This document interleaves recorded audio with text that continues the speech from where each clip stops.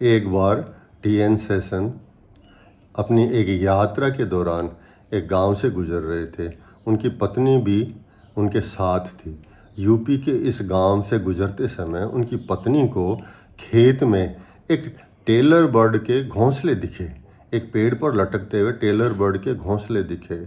उत्सुकतावश और आग्रहवश उनकी पत्नी ने गाड़ी रुकवाई और ड्राइवर से कहा कि ये जो बालक खड़ा है इससे ये 2-3 घोंसले तुड़वा कर मंगवा लो। बालक ने मना कर दिया। ड्राइवर ने आके कहा तो टी.एन. सेशन खुद चले गए। उन्होंने उस बालक को पैसे का लोभ दिया। पैसे का लोभ सुन कर के भी उस बालक ने मना कर दिया और बालक ने जो जवाब दिया उस जवाब को सुनकर टी.एन. सेशन जैसे बड़े व्यक्ति को भी शर्मिंदा कर दिया। टी.एन. सेशन अपनी ऑटोबायोग्राफी में लिखते हैं कि मैं अशेम्ड फील करने लगा। तो देखते हैं ये पूरी कहानी क्या है। आइए टी.एन. सेशन का वह पूरा किस्सा विस्तार से जानते हैं। टी.एन. सेशन ने अपनी autobiography through the broken glass में इस किस्से का विस्तार से वर्णन किया है। एक बार जब वह मुख्य चुनाव आयुक्त थे उस समय सरकारी यात्रा पर सरकारी गाड़ी से यूपी के किसी गांव में से गुजर रहे थे। उनकी पत्नी विजय लक्ष्मी भी उनके साथ थी। ये उस समय का किस्सा है। टी.एन. सेशन की पत्नी ने उनसे आग्रह किया कि खेत के उस कोने पर एक वृक्ष में टेलर बर्ड बैया के कुछ घोंसले लगे हुए हैं। 2-3 घोंसले आप मुझे उतरवा करके दे दीजिए जिन्हें मैं ड्राइंग रूम में सजावट में काम ले। उन्होंने ड्राइवर को भेजा। ड्राइवर ने एक बालक जो खेत में वहीं पास में खड़ा था उससे आग्रह किया। उस बालक ने ऐसा करने से इनकार कर दिया। ड्राइवर ने वापस आकर के उनको जवाब दे दिया कि साहब बालक ने तो मना कर दिया। टी.एन. सेशन खुद चले गए। उन्होंने उस बालक को कुछ धनराशि देने का प्रलोभन दिया तो भी उस बालक ने मना कर दिया। टी.एन. सेशन बड़े आश्चर्यचकित हुए। उन्होंने उस बालक से पूछा वो ऐसा क्यों नहीं कर रहा है।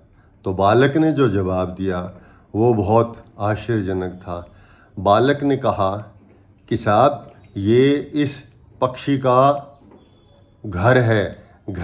आपके लिए एक घोंसला हो सकता है, आपके लिए ये सजावट की सामग्री हो सकती है। ये उस पक्षी का घर है और इस पक्षी के घोंसले में घर में उसके छोटे छोटे बच्चे रहते हैं और उनकी जो माँ है वो जंगल में उनके लिए भोजन लाने के लिए गई है। आप सोचिए यदि मैं इस घोंसले को उतार कर आपको दे दूं और वह माँ रात को जब लौटेगी और अपने बच्चों को वहाँ नहीं पाएगी तो उस पर क्या गुजरेगी।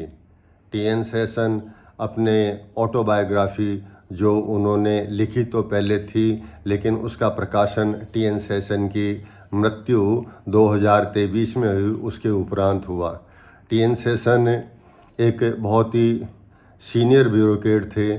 टी.एन. सेशन तमिलनाडु काडर के आई.ए.एस. ऑफिसर थे जो अनेक पदों पर रहते हुए भारत के सबसे बड़े ब्यूरोक्रेटिक पद कैबिनेट सेक्रेटरी के पद पर 1989 में कैबिनेट सेक्रेटरी के पद पर रहे और उसके बाद में मुख्य निर्वाचन आयुक्त बने। इलेक्शन कमीशन ऑफ इंडिया में चीफ इलेक्शन कमिश्नर बने। 5 साल तक चीफ इलेक्शन कमिश्नर रहने के दौरान उन्होंने बहुत चुनाव सुधारों से संबंधित काम किए। 1990 से 1996 जब वो निर्वाचन आयोग में थे तो उनका ये कार्यकाल चुनाव सुधारों के लिए भारत के चुनावी इतिहास में जाना जाता है।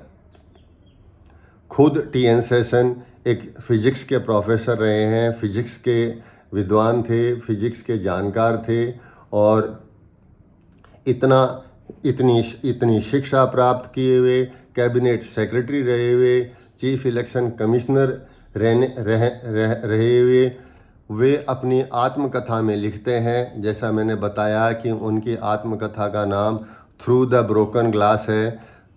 वो अपनी आत्मकथा में लिखते हैं कि उस ग्रामीण बालक जो 10-12 वर्ष का ही था, उस ग्रामीण बालक के सामने मेरी शिक्षा, जो कि मैं फिजिक्स में पढ़ा हुआ था और मैंने लेक्चरशिप भी की थी, मेरी शिक्षा, मेरा पद, मेरा ज्ञान, मेरा अनुभव उस बालक के ज्ञान के सामने, बालक की सीख के सामने बौना नजर आया। उन्होंने अपने आप को स्पीचलेस फील किया, उन्होंने अपने आप को शर्मिंदा महसूस किया, ज़मीन में गड़ गए, ऐसी स्थिति हो गई। शेषन लिखते हैं कि उस बालक की सीख ने मेरे जीवन के सोच को परिवर्तित कर दिया। टी.एन. शेषन बहुत ही कठोर प्रशासक थे और उन्होंने चुनाव सुधारों को लेकर के भी बहुत काम किया था। इसीलिए उन्हें इसके लिए 1996 में रमन मैगसेसे पुरस्कार से भी नवाजा गया था। देखिए, इसी को कहते हैं सनातन जीवन शैली। सोचने का नज़रिया और सोच के लिए अनेक ग्रंथ, अनेक धार्मिक ग्रंथ, अनुभव और उम्र का होना कतई आवश्यक नहीं है। आवश्यकता आपके संस्कारों की है। वो संस्कार आपको कहाँ से मिले, कैसे मिले, प्रारब्ध के हैं, इस जन्म के हैं, शिक्षा के हैं, वो कहीं भी प्राप्त हो सकते हैं, कहीं भी प्राप्त हो सकते हैं। कर भला तो हो भला, अंत भला सो भला। धन्यवाद। आप मेरे चैनल को देखते हैं। यदि ये वीडियो आपको अच्छा लगा तो आप प्लीज़ मेरे इस वीडियो को लाइक करें, कमेंट करें। भविष्य में आप क्या देखना चाहते हैं बताएं, मैं उन्हीं विषयों पर और वीडियो बनाऊं। और मेरे को प्रोत्साहित करने के लिए मेरे इस चैनल को भी सब्सक्राइब करें। धन्यवाद, बहुत बहुत आभार।